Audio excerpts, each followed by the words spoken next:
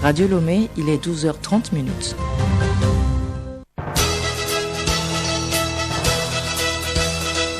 Le journal Hélène Assabi.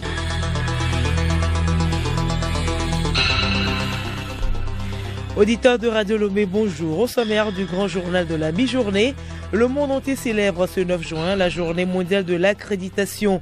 À l'occasion, le ministre en charge du commerce invite tous les acteurs à jouer leur partition en soumettant leurs différentes structures à l'accréditation pour améliorer l'accès des produits togolais sur le marché. Autre célébration toujours ce 9 juin, il s'agit de la journée mondiale des archives. Importance de cette journée à découvrir dans ce journal. Vers une normalisation de la situation au Mali, une mission de la CEDEAO dépêchée à Bamako se dit rassurée par les garanties des nouvelles autorités du pays. Et puis sport football, fin de stade des éperviers du Togo à Antalya en Turquie pour le sélectionneur par intérim Jonas Komlan. Au-delà des résultats, le bilan est satisfaisant.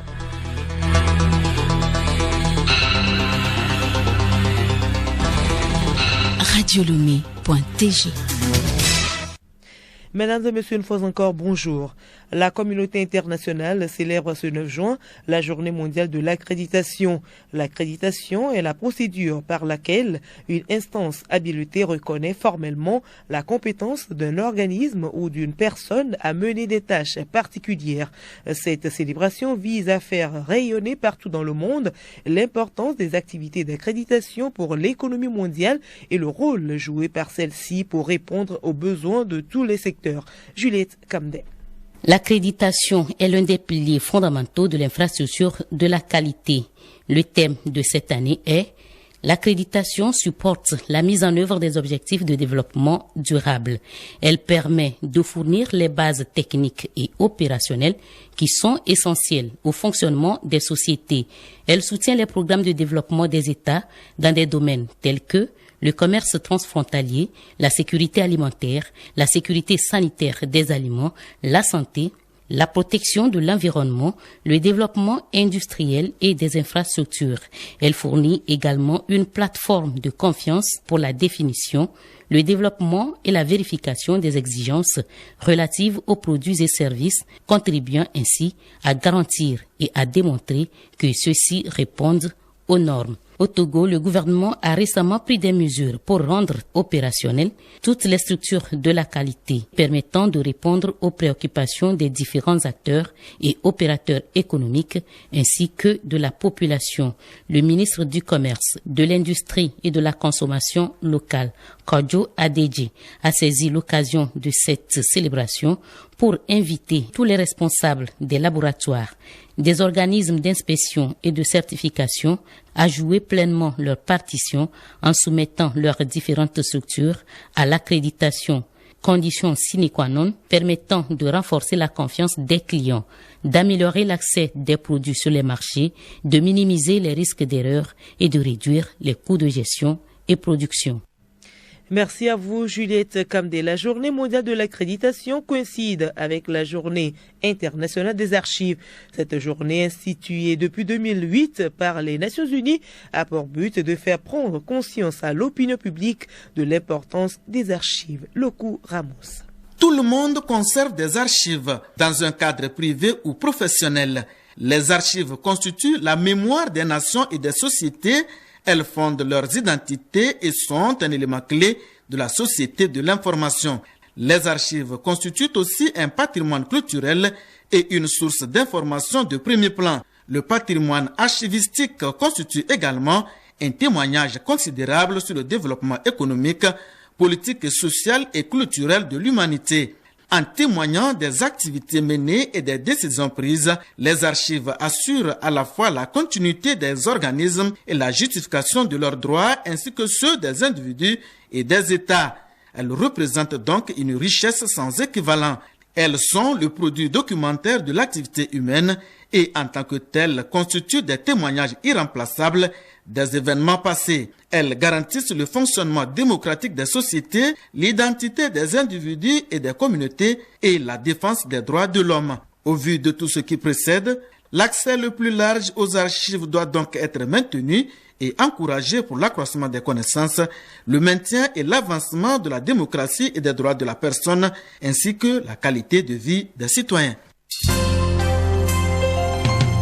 Le journal Hélène Assabi. Hors du Togo, lueur d'espoir au Mali. La CEDEAO a dépêché une délégation à Bamako avec à sa tête le médiateur Goodluck Jonathan. La mission rencontre durant 2 jours les nouvelles autorités maliennes mises en place à la suite du coup d'État du 24 mai dernier. La CEDEAO se dit optimiste. Mathias Bigbini. Au terme d'une réunion d'1 heure entre le président de transition, le colonel Assimi Goïta et les représentants de la CEDEAO, le médiateur Goodluck Jonathan se dit rassuré par les garanties des nouvelles autorités du Mali. La nomination d'un premier ministre lundi dernier semble avoir marqué la première étape du dégel entre la communauté internationale et le désormais chef d'État malien. Maintenant, il s'agit, et cela a été un point du sommet d'Accra, que le gouvernement soit inclusif. La question du calendrier et de l'organisation des élections dans 9 mois fut l'autre grand sujet abordé par le comité de suivi de la transition. Un retour à un ordre constitutionnel à la date échue est l'une de ses exigences principales. Sur ce point, pour El Gassim Wan, le chef de la mission des Nations Unies au Mali, la délégation a été entendue. Rassuré par les garanties du colonel Assimi Goïta, la mission de médiation de la CEDEAO et ses partenaires poursuivront leurs consultations ce mercredi par un entretien avec Choguel Maïga. Merci à vous, Mathias Bigbeni. C'est désormais confirmé.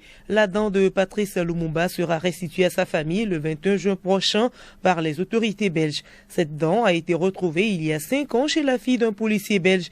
Patrice Lumumba, il faut le rappeler, est une figure de l'indépendance congolaise et de la lutte anticoloniale et avait été exécuté en janvier 1961 avant que son corps ne soit dissous dans de l'acide. Le 23 juin prochain, sa dépouille arrivera sur sa terre natale à Onaloa et le 30 juin, il sera inhumé au lieu dit échangeur de Limete où il retrouvera son nom véritable qui est le mémorial Patrice Lumumba.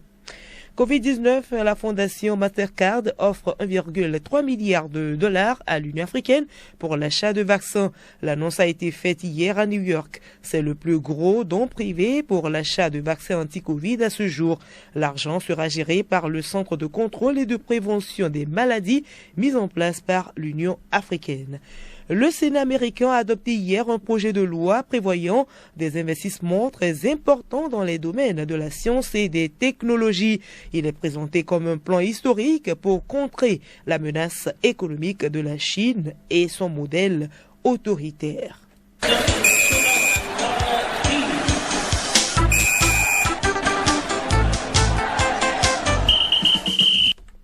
Sport football, les éperviers du Togo ont bouclé leur stage à Antalya en Turquie.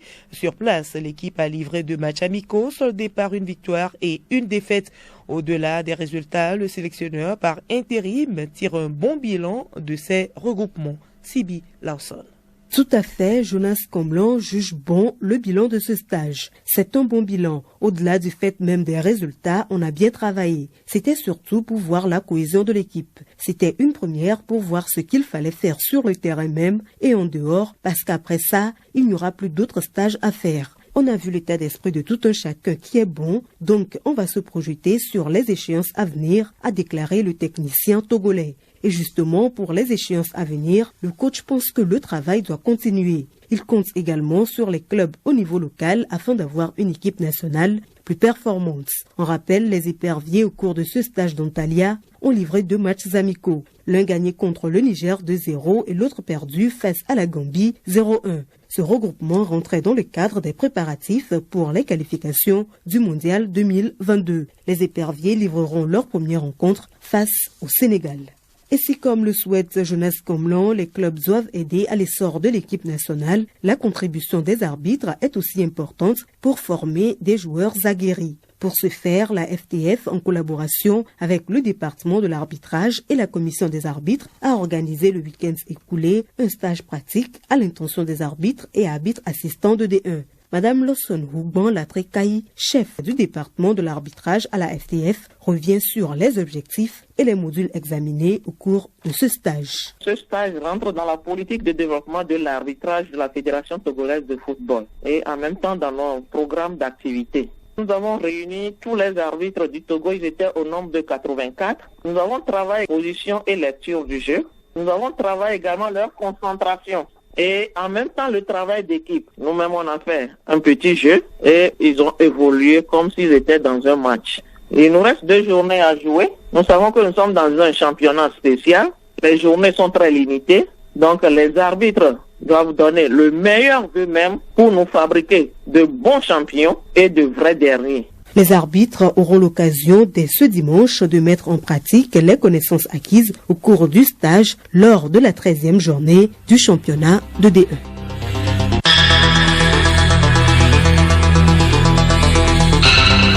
Voilà, c'est sur cette note de sport que nous refermons ce journal. Mais avant de nous quitter, voici le rappel des titres. Le monde entier célèbre ce 9 juin la journée mondiale de l'accréditation. À l'occasion, le ministre en charge du commerce invite tous les acteurs à jouer leur partition en soumettant leurs différentes structures à l'accréditation pour améliorer l'accès des produits togolais sur le marché. Autre célébration, toujours ce 9 juin, il s'agit de la journée mondiale des archives. Et dans ce journal, vous avez découvert l'importance de cette journée. Vers une normalisation de la situation au Mali, une mission de la CEDEAO dépêchée à Bamako se dit rassurée par les garanties des nouvelles autorités du pays. Et puis sport football, fait de stage des éperviers du Togo à Antalya en Turquie pour le sélectionneur par intérim Jonas Komlan. Au-delà des résultats, le bilan est satisfaisant.